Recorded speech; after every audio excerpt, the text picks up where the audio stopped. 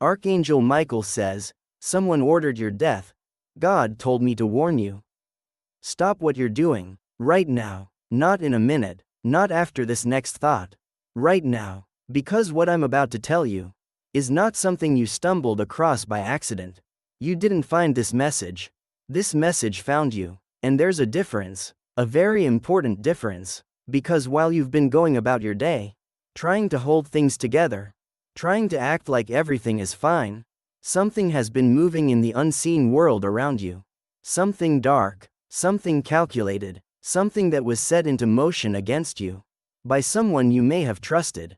By someone who smiled at your face, while quietly wishing for your destruction behind your back. I am Archangel Michael, commander of heaven's armies, protector of the innocent, and I have been authorized by God Himself to deliver this message directly to you. Today, at this exact moment in your life. This is not spiritual theater. This is not a performance. This is an emergency communication. And God said, make sure they hear it. Make sure they understand it. Make sure they know I see them. So breathe for a second. Just breathe, because I need you present for what I'm about to say. You've been feeling something lately, haven't you? Something you couldn't quite name. Something that sits just underneath the surface of your daily life. Like a low hum you hear in a quiet room. You go about your morning. You drink your coffee. You check your phone. You answer your messages. You show up where you're supposed to show up. And on the outside, everything looks normal. But inside, something doesn't feel right. There's been a weight on your chest that won't lift. A heaviness in your spirit that you can't explain. You've been waking up tired.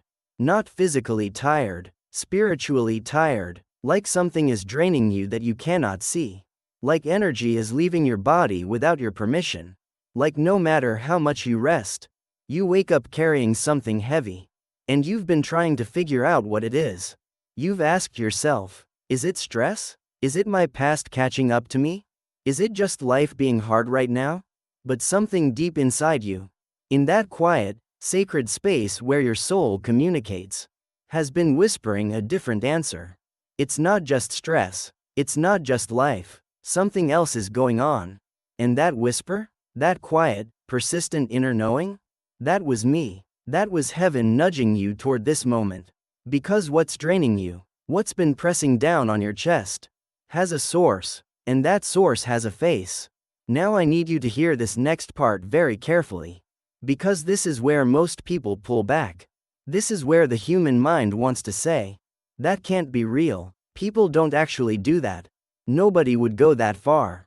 But I am here to tell you, in the authority of God's own voice, yes, they would. Yes, they did. And yes, it is real. There is someone in your life, or someone who recently exited your life, who has turned against you. Not in the casual way people drift apart. Not in the way relationships naturally end. Deliberately, intentionally, with purpose. This person, and God wants me to be very clear here, has not just wished you ill. They have taken steps, active steps, to see you fall, to see your life collapse, to see you broken, diminished, or completely removed from your own destiny. They have spoken words over you in private. Dark words, harmful words, words meant to call misfortune to your door.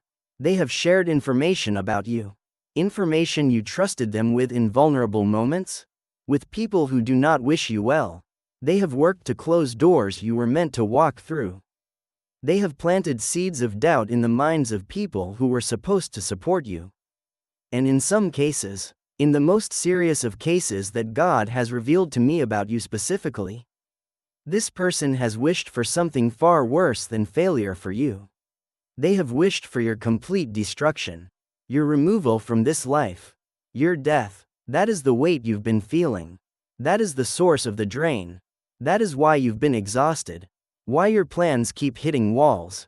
Why things that should work out keep falling apart. Because there is an active, intentional, spiritually charged operation being conducted against you.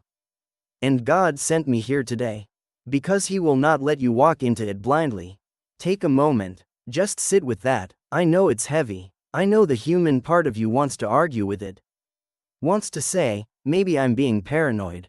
Maybe it's just bad luck. But somewhere in your chest right now, something just confirmed it, didn't it? That tightening, that recognition, that quiet, awful clarity. You already knew. You've known for a while. You just needed someone with enough authority and enough love for you to say it out loud, to name what you've been sensing. So I am naming it. Right now. For you, you have been under spiritual attack. And the person behind it is not a stranger. This is someone you know. Someone you may have loved. Someone whose voice you recognize. Someone who has sat at your table. Someone who has called themselves your friend, or your family, or your partner, or your colleague. Someone close enough to hurt you, and close enough to have access to information about your vulnerabilities. Because that's how this kind of darkness operates. It doesn't come from far away. It comes from close proximity. It comes from trust that was abused. It comes from love that was twisted. And God wants you to know, this was not your fault. You did not attract this by being weak. You did not deserve this by making mistakes. You attracted this because you carry something powerful. Because your destiny is significant. Because what God has planned for the next chapter of your life is so extraordinary that the enemy needed to neutralize you before you arrived at it. Let that sink in. The reason you've been targeted is because of what's coming for you, not what you've done wrong, what you're about to do right. Now I want to talk to you about the person.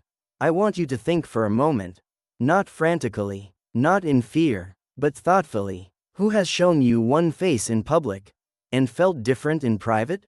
Who congratulates you with their mouth, but whose eyes don't match their words? Who seems just a little too interested in your failures? Who asks questions that feel less like curiosity and more like information gathering? Who always seems to be around when things go wrong for you, but strangely absent when things go right? Who has made small comments over time, little jabs wrapped in jokes, little observations dressed up as concern, that have slowly chipped away at your confidence? Who knows your secrets? Who has seen you at your lowest? Who was there during your most vulnerable seasons? That's where to look. I'm not telling you to become paranoid. I'm not telling you to turn everyone into a suspect. God is not the author of confusion, but He is the author of truth. And truth requires open eyes. Discernment is not paranoia. Discernment is a gift from God. And right now, God is activating that gift in you. Right now, in this moment, as these words move through your mind and into your spirit, He is sharpening your ability to see clearly, to feel what is real, to distinguish between those who are for you and those who are merely positioned near you. And I need to address something personal here, because God showed me something about you specifically. He showed me that you have a pattern of giving people too many chances. A pattern of making excuses for people who consistently show you who they are. A pattern of choosing loyalty to relationships over loyalty to your own well-being. You have stayed in situations longer than you should have. Not because you're foolish, because you're loving, because you believe in people, because you carry a deep, genuine hope that things can change, that people can grow, that love can fix almost anything, and that beautiful quality in you has been exploited over and over again by people who recognized your grace and mistook it for weakness, by people who saw your forgiveness coming and used that knowledge to keep hurting you without consequence. God wants you to hear this with love, not judgment. Your grace is not the problem. Your boundaries are. You have been so focused on being good to others that you forgot to be protective of yourself. You have been so committed to seeing the best in people that you sometimes refused to see the truth. And the enemy has taken full advantage of that. The person working against you right now knows that about you. They're counting on it. They're counting on you to doubt yourself. They're counting on you to second guess what you feel. They're counting on you to give them the benefit of the doubt one more time. Do not. If you've been receiving messages like this and feeling this kind of guidance speaking to your life, make a decision to stay connected to messages like this. What you're experiencing right now is not random. It is part of your awakening. And that awakening needs to be nurtured, Now let me tell you what God has already done on your behalf. Because I don't want you to think you're facing this alone. I don't want you to think this warning means God has been absent. Because the opposite is true. God has been actively working on your behalf. Even while you slept, even while you doubted, even while you were unaware of the full extent of what was coming against you. He has been moving, in ways you haven't seen yet, in conversations you weren't a part of, in doors that were opened quietly without fanfare, in protection that was extended before you even knew to ask for it. How many times in the past year did something almost go very wrong for you, but didn't quite reach you? How many times did you feel like something terrible was right at the edge of your life, but then somehow, inexplicably, it passed? How many times did a plan fall apart in your life that later you realized, if it had succeeded, it would have destroyed you? That wasn't luck, that was God, that was me, that was the angelic protection that God assigned to you, working in the background of your life, redirecting arrows that were aimed at your heart, blocking assignments before they could reach their target, covering you with divine protection while you had no idea you needed it. You are not unguarded. You are not abandoned. You are not left out in the open with no defense. You have heaven fighting for you. Right now, even in this moment, as these words reach you, heaven is moving on your behalf. But here's where I need to be very direct with you. Because love doesn't just reassure. Real love also requires honesty. And the honest truth is this. There are things you need to do. There are changes you need to make. Because even though God is protecting you, even though heaven is fighting for you, there are doors in your life that you have left open, doors that are giving the enemy access. And God can protect you at every other entry point, but He will not override your free will. He will not force close the doors that you keep propping open. And so I need to talk to you about some of those doors. First, the door of unforgiveness. I know this is a hard one. Because what some people have done to you is genuinely terrible. The betrayal was real, the pain was real, the damage was real, and no one, least of all God, is minimizing that. But unforgiveness is not a punishment for those who hurt you. It's a chain around your own spirit. It keeps you energetically tethered to the very people who harmed you. It keeps a part of your spiritual energy locked in the past. And it creates a crack in your armor. A place where darkness can whisper. See, you were right to be angry. See, the world is against you. See, you should be afraid. Forgiveness is not trust restored. Forgiveness is not relationship resumed. Forgiveness is not saying what they did was acceptable. Forgiveness is you reclaiming your own freedom. It is closing the spiritual door between your present life and their past actions. It is saying, you no longer have access to my peace. God is asking you to do that work. Not for them, for you. Second, the door of secrecy. There are things you are carrying in silence that need to be brought into light. Not necessarily public light, not necessarily shared with anyone else, but brought into the light of God's presence. The things you've done that you're ashamed of. The thoughts you've had that you've never spoken. The choices you made in dark seasons that you've been hoping no one will ever discover. You have been living with a low-grade spiritual guilt. A constant background hum of, if people knew the real me, if God really saw everything, if they could see inside my heart. And that guilt, that hidden shame, has become another open door. Because the enemy uses what stays hidden. Darkness thrives in secrecy, and as long as you carry these things alone, covered in shame, they remain weapons that can be used against you. God is not asking you to perform public confession. He is asking you to come to Him in honesty, to lay it all down, to say, I know, I see it too, please help me. Because the moment you do that, the moment you stop pretending with God, the power of those hidden things dissolves. They lose their hold, they lose their threat, they become testimonies instead of vulnerabilities. Third, the door of wrong relationships. This one connects directly to everything I've already said. There are people in your inner circle, in your closest proximity, who do not belong there. People whose presence in your life is costing you more than it's giving you. People who drain you without replenishing you. People who take your energy, your wisdom, your resources, your time, and give nothing of substance in return. People who only show up when they need something, and disappear when you need support.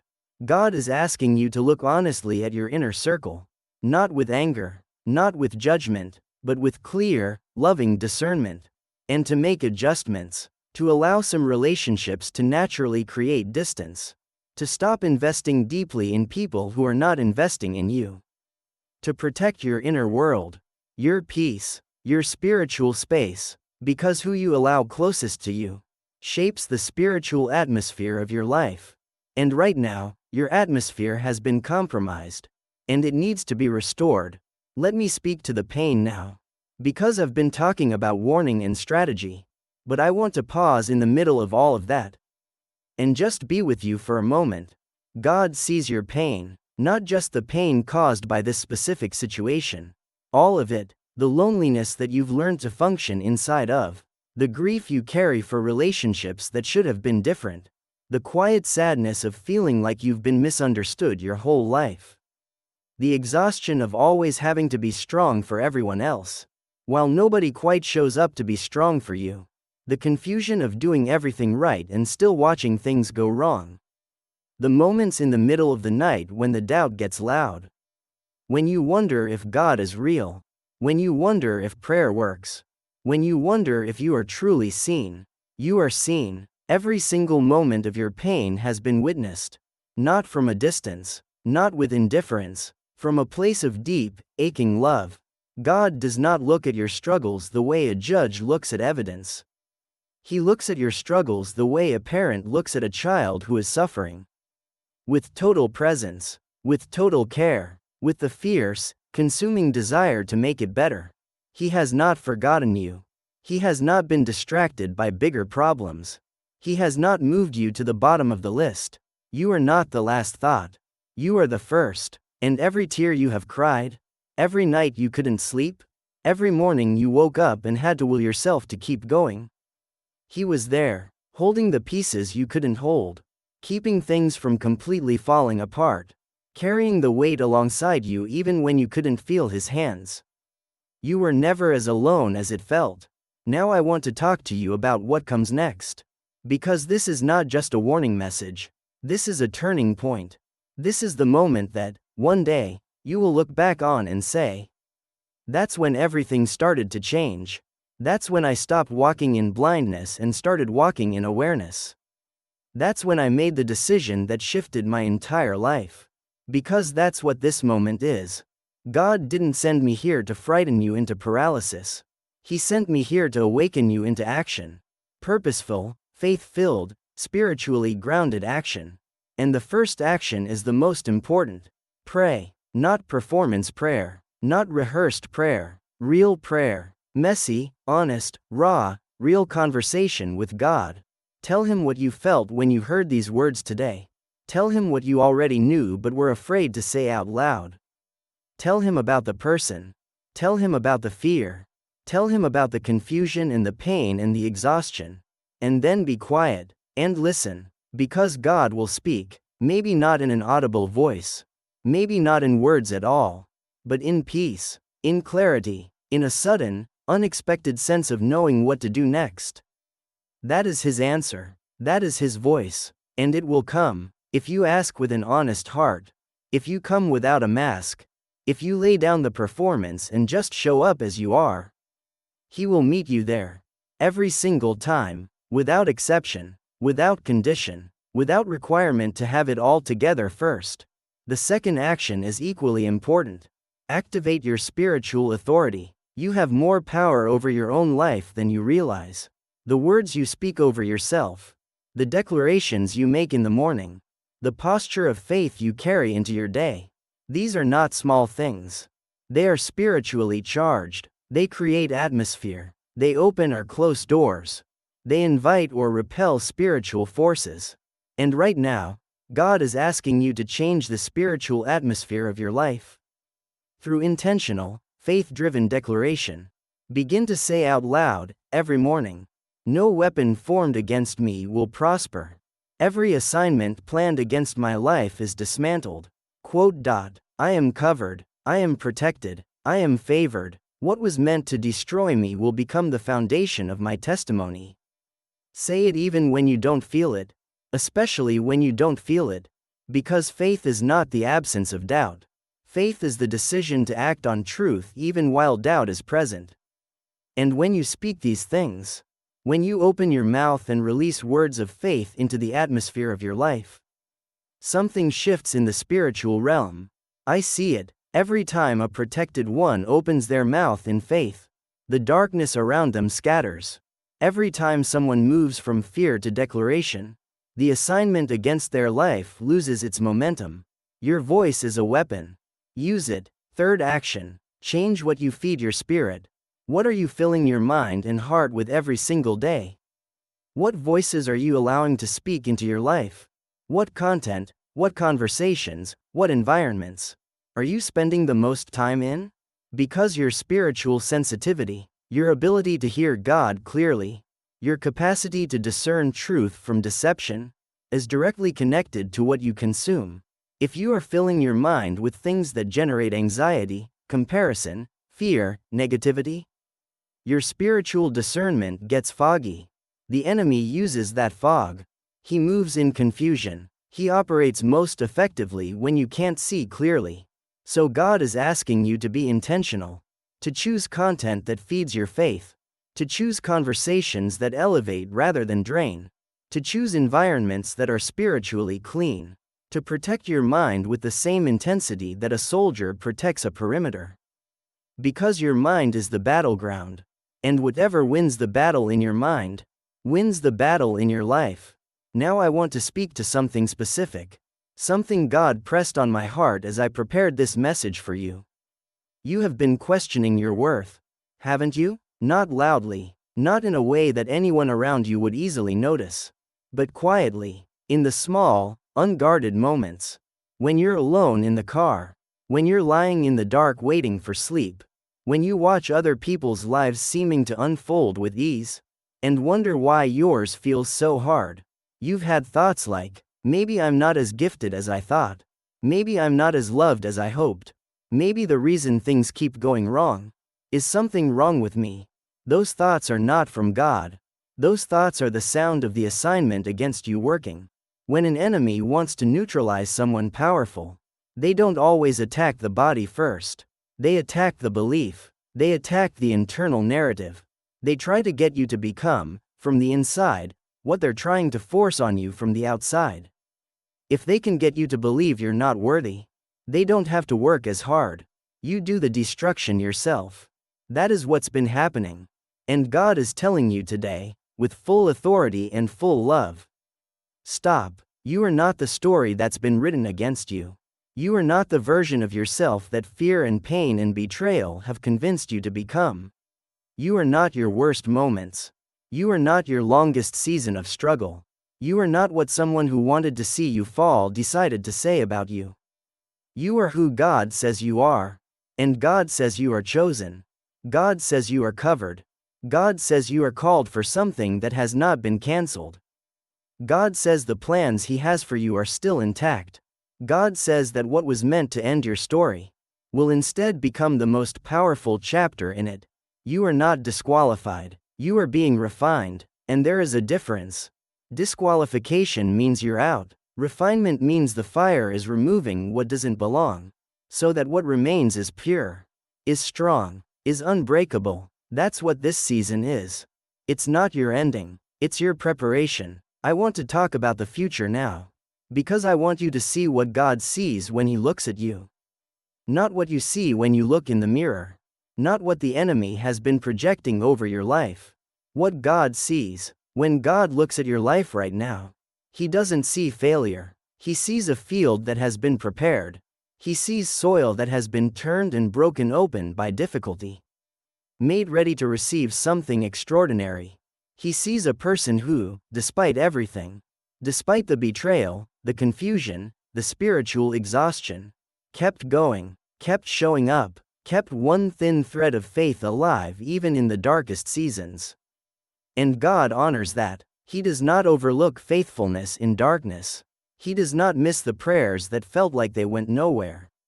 He does not forget the moments when you chose to trust even when nothing in your circumstance gave you reason to.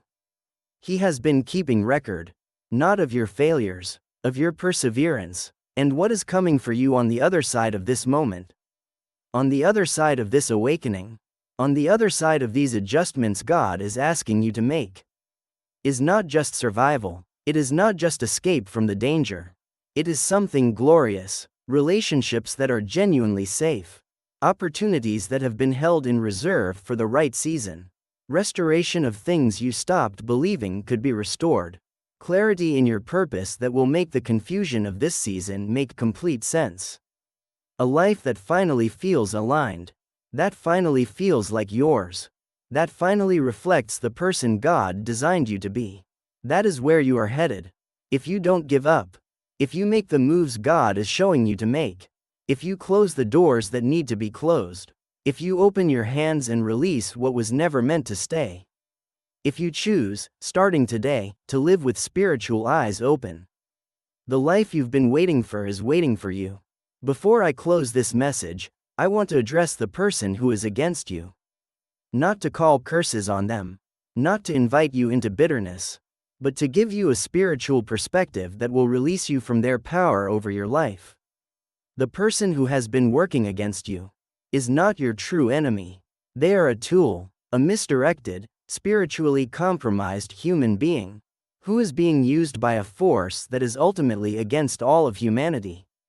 They are in their own pain, their own darkness, their own spiritual blindness. What they are doing to you comes from a deep place of fear, insecurity, jealousy, or brokenness within themselves. That does not excuse it. That does not make it acceptable. But it does mean that their power over you is limited. They are finite. The enemy that moves through them is already defeated. Your God is not. And when you stop making this person the center of your emotional and spiritual focus, when you stop giving them the power that comes from obsessive fear or obsessive anger, you actually disempower the assignment against your life. Because assignments need attention to sustain themselves. They need you to be afraid. They need you to be consumed. The moment you turn your full focus back to God, the moment you say, I see what's happening, I name it, I hand it to heaven, and I move on with my life, the assignment begins to collapse. Not because you ignored a real threat, but because you stopped feeding it your energy, and redirected that energy to your own healing, your own growth, your own destiny. That is warfare, real spiritual warfare, not aggression, redirection, not fighting with the weapon in your hands, but handing the battle to the one whose hands are bigger than any weapon formed against you. If you've felt this message moving in your spirit today, make a decision to stay open to divine guidance in your daily life. The messages God is sending right now are more urgent than they've ever been. Stay positioned to receive them. And so I close this message with the same authority with which I opened it. I am Archangel Michael. I stand between you and what is coming for you. I am not a metaphor. I am not a symbol. I am a real, active, commissioned warrior of the Most High God. And I have been placed in your life for this season. Specifically, personally, for you. And I want you to know something. As this message ends, as you move back into the rhythm of your day, back into the routines, the responsibilities, the relationships that fill your life, I go with you, not as a passive observer, as an active protector. Every step you take after today, every decision you make with the awareness you've gained, every door you close, every prayer you pray, every declaration you speak in the morning, every time you choose faith over fear, I am there, standing between you and the darkness that thought it had won, standing between you and the assignment that thought it would succeed, standing with my shield raised, my sword drawn, my commission activated. You are not alone, you were never alone, and you will never be alone. God made sure of it. He saw what was coming for you long before today. And He made arrangements. He assigned protection. He positioned this message. He made sure that in this exact moment, in the middle of your real, complicated, human life, you would hear his voice.